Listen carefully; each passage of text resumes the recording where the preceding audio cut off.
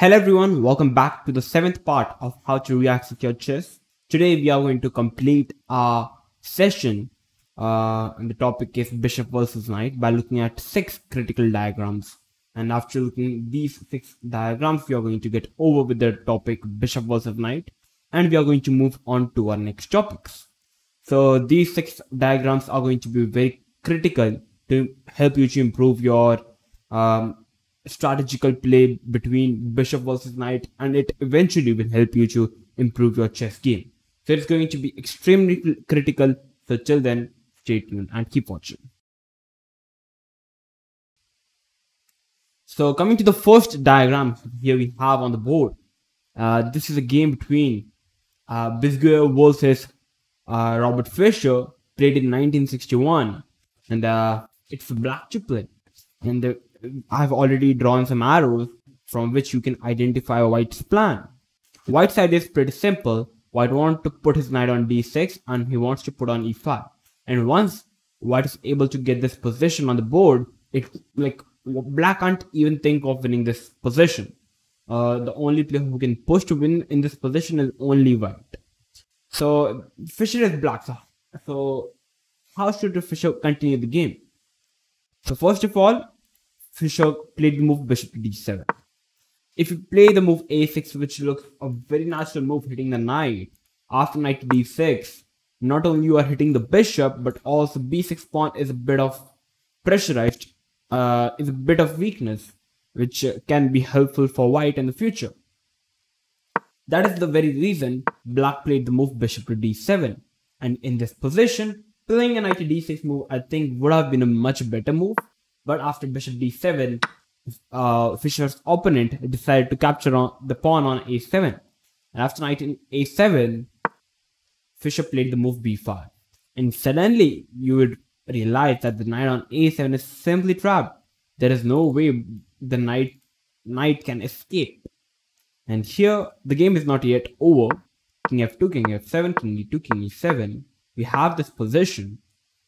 And here comes the main reason, like after e5 check, king to e4, how will he even try to continue this position?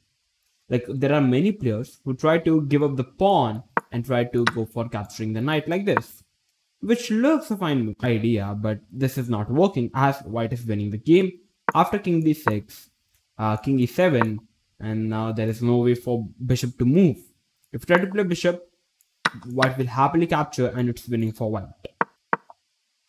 In this position, if you give this position to White, if it would have been White to move, and if I just remove these pawns on the king side, suddenly it's a Zook zone and it's completely winning for black.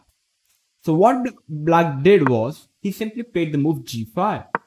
He didn't play the move h5 because after h4, black's pawn are simply paralyzed. That is the very reason g5 was first played.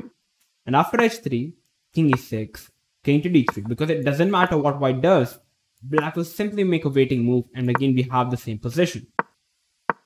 So here we have king to d3 instead, and after king to d5, black went on to win the game. The answer is pretty simple, because even if you try to make any random move, black can simply give a check to the White king, and once White king moves, now black king can march simply to capture the knight, and it's completely winning position for black.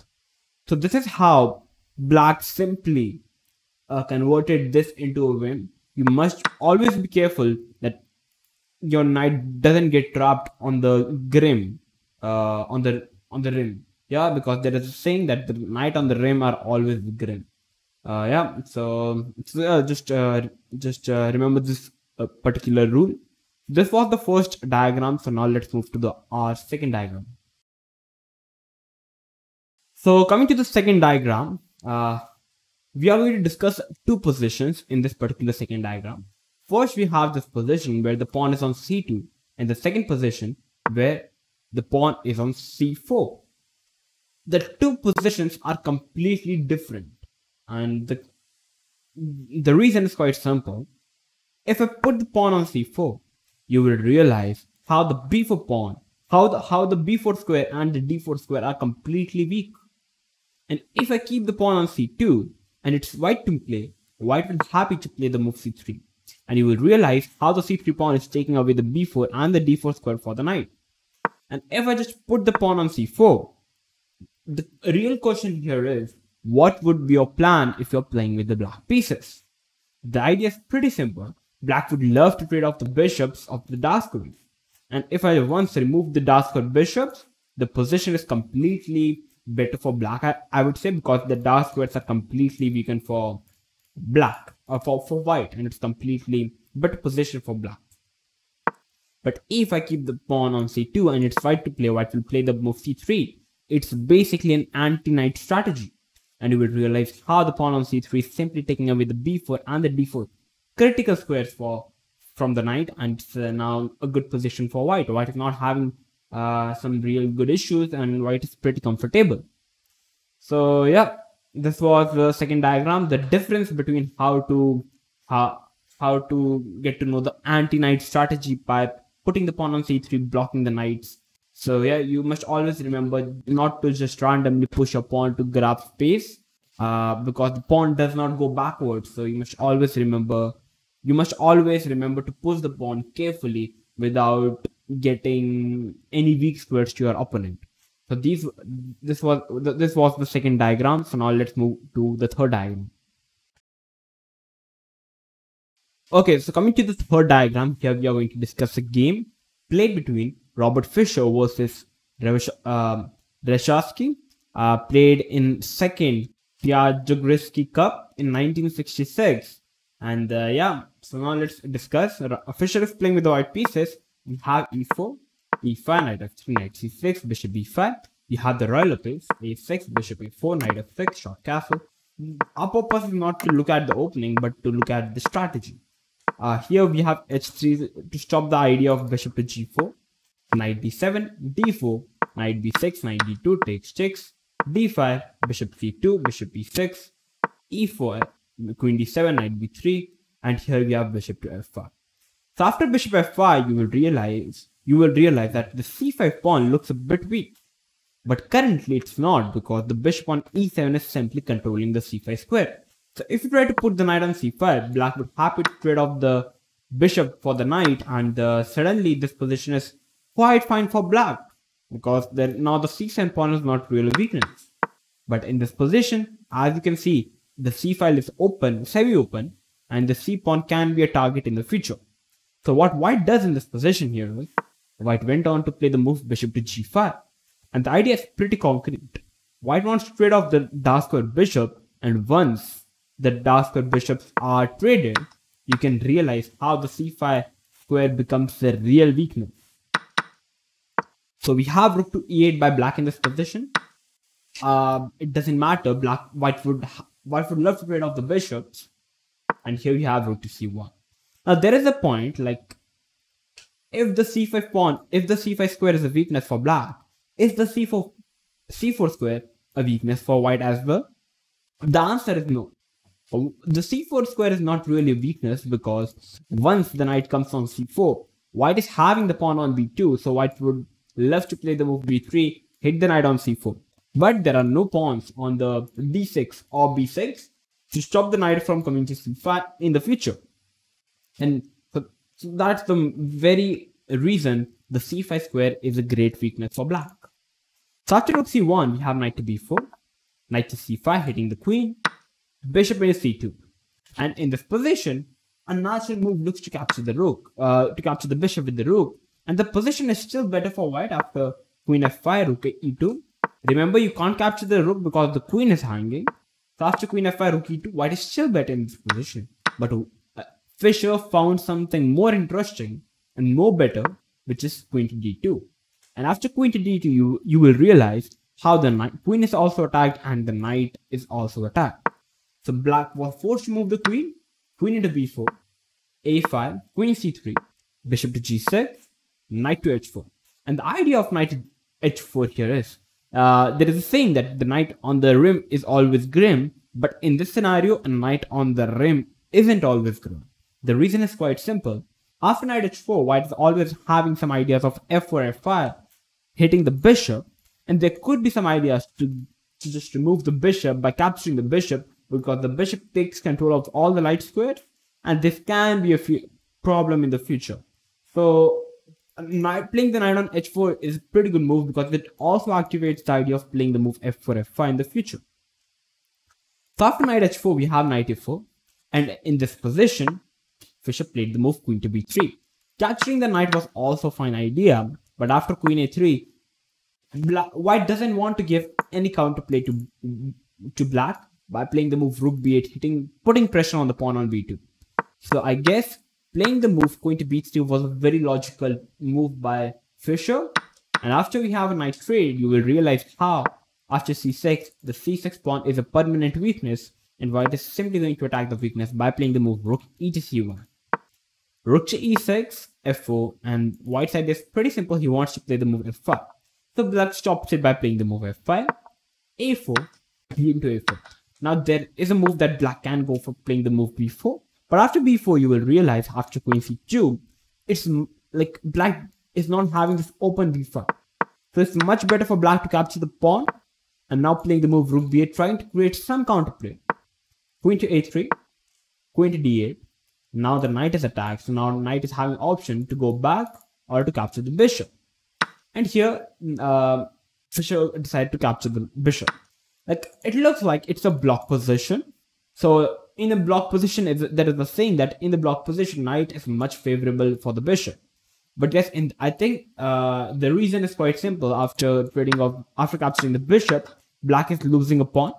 But even if black was not losing a pawn, I guess knight into g6 is still a good try.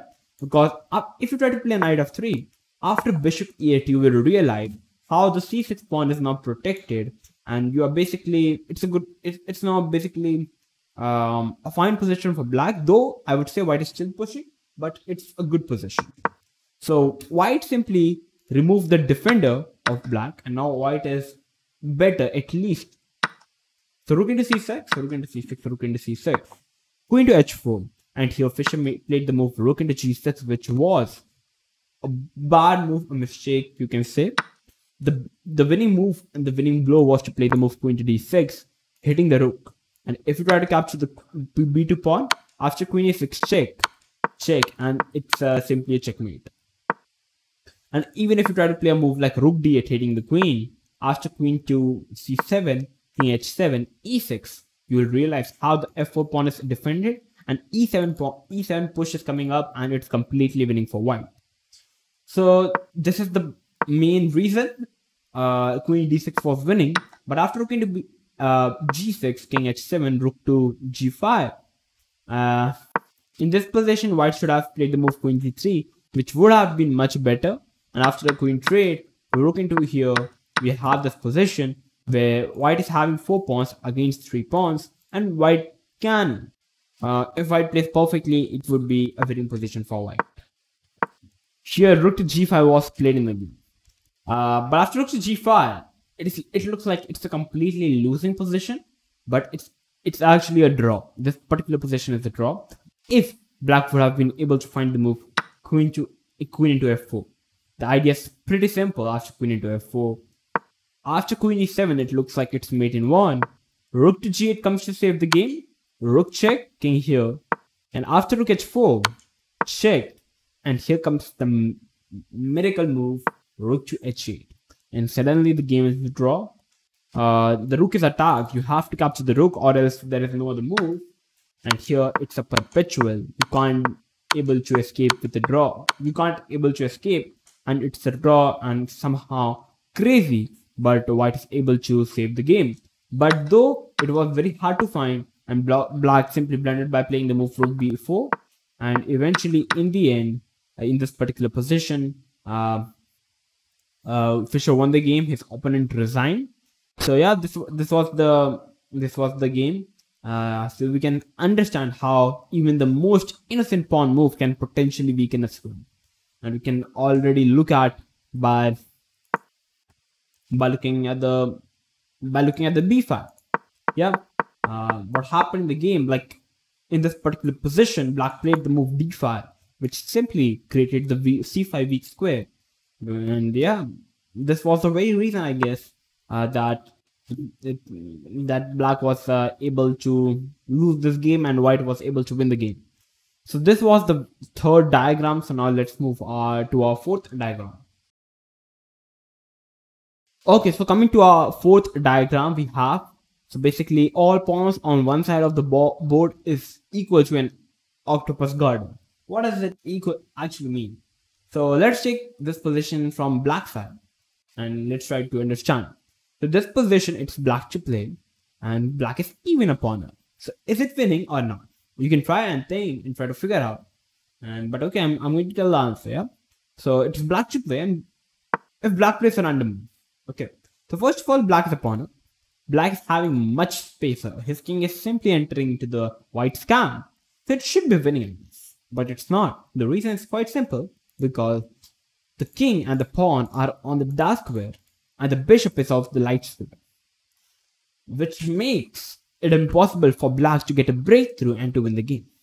All white have to do here is to simply move the bishop just to avoid bishop trade, and it's a draw. Yeah, it doesn't matter what you play. It's a draw position, because all white just needs to do here is just to randomly move the bishop, and it's a draw game. There is no way for black to make any breakthrough.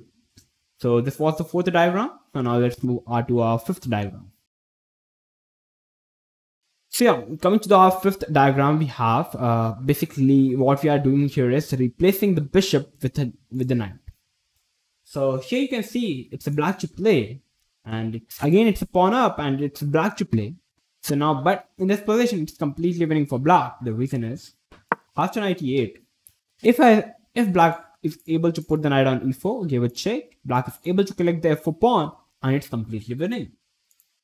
So you can see how the power of the knight can cover all the 64 squares, but the bishop can only cover 32 squares, depending upon the color the bishop is having, the white, the light square or the dark square. After knight e8, h5, white is trying to trade off as many pawns as white can. Gh5, bishop e6. Here we have check, takes. Black is able to push the pawn, and here we have black made the queen and he won the game. So the basic point of discussing these particular two diagrams, the bishop, like just replacing the bishop with a knight, getting the bishop, basically we are trying to understand how the power of the bishop and the knight works. We know that knight is like both the piece carries 3 points. The knight can move 64 squares, the bishop can move 32 squares, but the bishop can cover a long range from a particular square, whereas knight takes time to move from one point to another. It takes time. So yeah, both the pieces are having their advantages and disadvantages. So this was the fifth diagram. So now let's move to the final diagram, to the sixth diagram.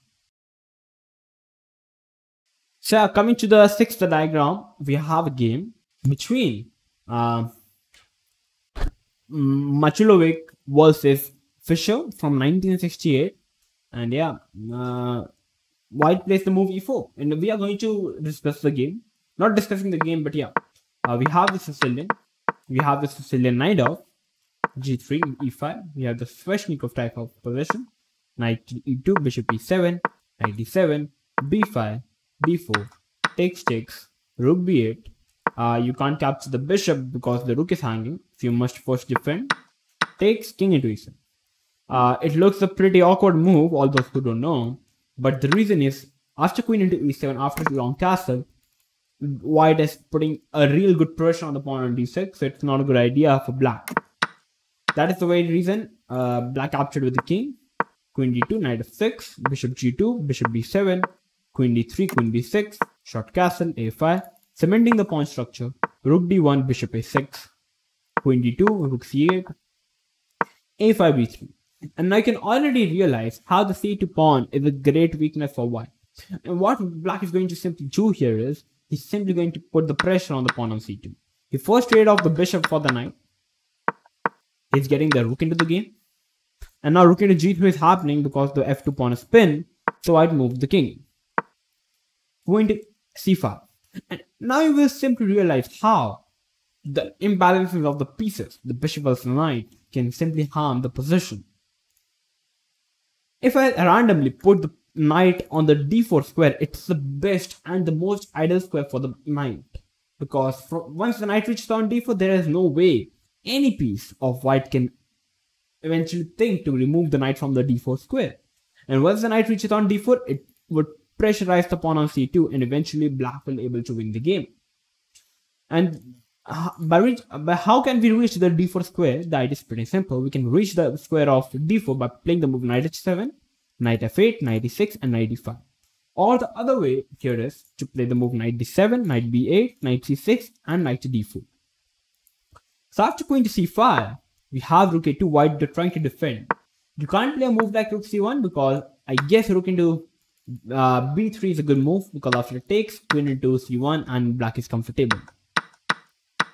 So we have rook a2, g6 first defending the pawn, because if you try to move the knight, the pawn is a bit pressurized. So first defending, getting the queen in by centralizing the queen, and after f3, because you will realize how the pawn is simply attacked. And if you try to play a move like bishop g2, black will simply get his most ideal position, and it's completely winning position for black. So white decided to play the move f3, and after rook e6, black simply entered in the white's camp and won a pawn, won the second pawn, and eventually black is able to win the game. After f5, on the move number 40, white resigned the game, and black is able to win the game. So basically, you can understand how once white played the move. Let me take you to the move. Once white played the move b3, you can understand how the c2 pawn is already a weakness. Like maybe white made an error at pretty start. Yeah, like playing the move a4, I guess it was a bit too early. White should have kept the pawns like this, and maybe he can move the knight to somewhere and then play c3 at the place of playing the move a4. So yeah, I guess it would have been much better, because like whenever you are having a minority side versus majority, you must try to push the minor pawns. And eventually, if I just remove 2 pawns, there is already a weakness on c2. So you can simply target that weakness, and you can eventually get a good position, and you would be the only one to press the game. So you can understand how by getting a weak pawn on c2, Fischer was able to completely dominate this game, getting into the knight versus bishop scenario, and he's able to win the game in the end. So these were the 6 interesting and critical diagrams. I hope that these diagrams definitely would have helped you to improve your chess knowledge. If it did, then make sure to like the video. If you are new to our channel, then make sure to subscribe to our channel, and make sure to share this video with everyone. So there are many players out there who wants to improve their chess. So yeah, I'm going to come up with the next topic in our next video. So till then, stay tuned and keep watching One Shot Chess.